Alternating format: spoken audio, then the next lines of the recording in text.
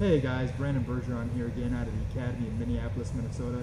Today I have here with me one of my training partners, nicknamed Tex, as a very tough brown belt here out of the Academy, and we're going to show to you the Papercutter choke.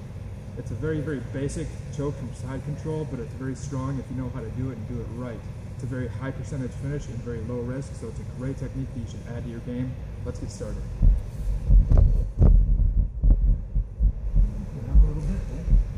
So we're going to start off here in side control, and the first thing I want to do is I want to get my first grip set.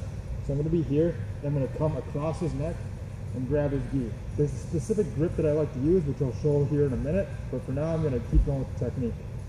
So I come across the neck, I get the gi grip, then this left hand here is going to come to the same side of his body. I'm going to take it from over here and bring it over here. I'm going to reach up underneath his left arm here.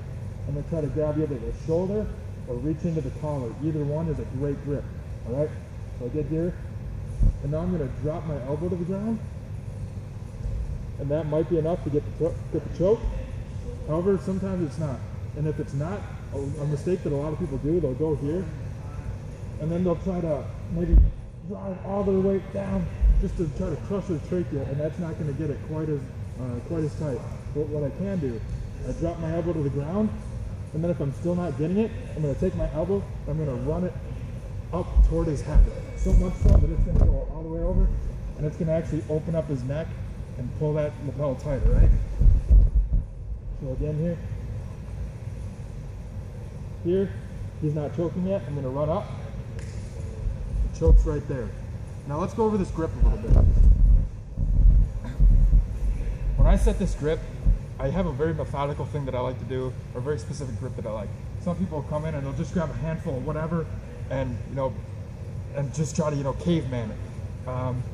I try to use a little more technique, be a little more technical. When I do this, the grip that I like to do, I'm going to reach across and I'm going to have the tip of the lapel here hit right here where my four fingers meet my palm, and I'll use that to roll the lapel over, right? So if it's like here, I'm going to roll the lapel over that.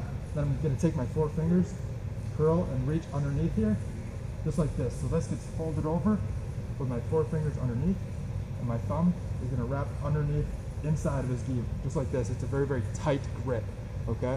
Again, some guys will get, they'll come in here and they'll grip like this. It's not quite as strong because I've got all these wrinkles in here, so if it pulls, some of that might come out. If I'm here and he pulls, everything's very set in. Whereas if I'm here and I got all this and he pulls, shit might, come undone, all right? So let's show the technique one more time, keeping that grip in mind. So again, I'm here, side control. Maybe you've got your normal underhook and head control.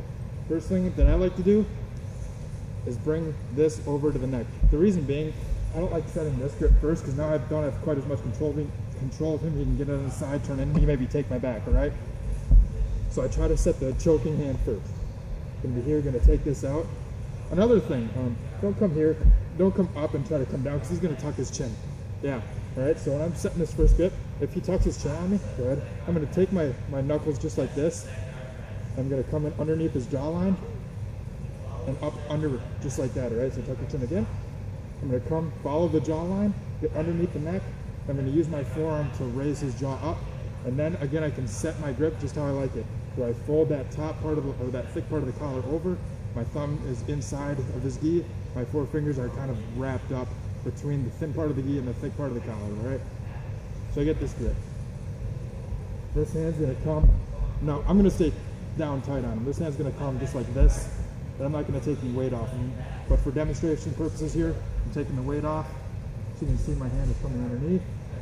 Just like this, and grabbing right here, either the shoulder or the collar. Right now, I feel the shoulder, this wrinkle on the shoulder, and I'm going to use that. So I come down, and again, I go here. Sometimes it might be tight, and I'll get the choke. But if it's not, I come down, and my elbow hits the ground.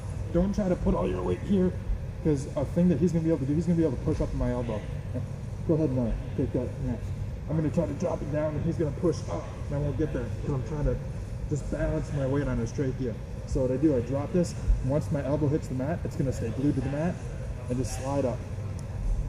So I'm as I do that, I'm sliding the elbow up and I'm pulling down with this grip on the collar of the shoulder. So I'm splaying my arms just like this. Right here, underneath the jawline, get the grip the way I demonstrated. Set this grip down, splay your arms apart. You get the choke.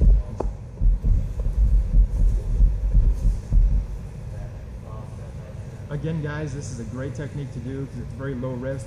You don't really risk giving up the position or getting caught in a submission, being reversed, or anything like that.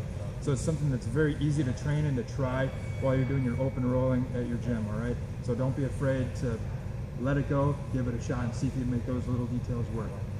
Don't forget to like me on Facebook, follow me on Twitter, subscribe to my YouTube channel. I'm coming out with a lot of these videos. Next week I'm competing at 5 Grappling in Chicago, so stay tuned for my competition footage as well. So until then, guys, see you next time.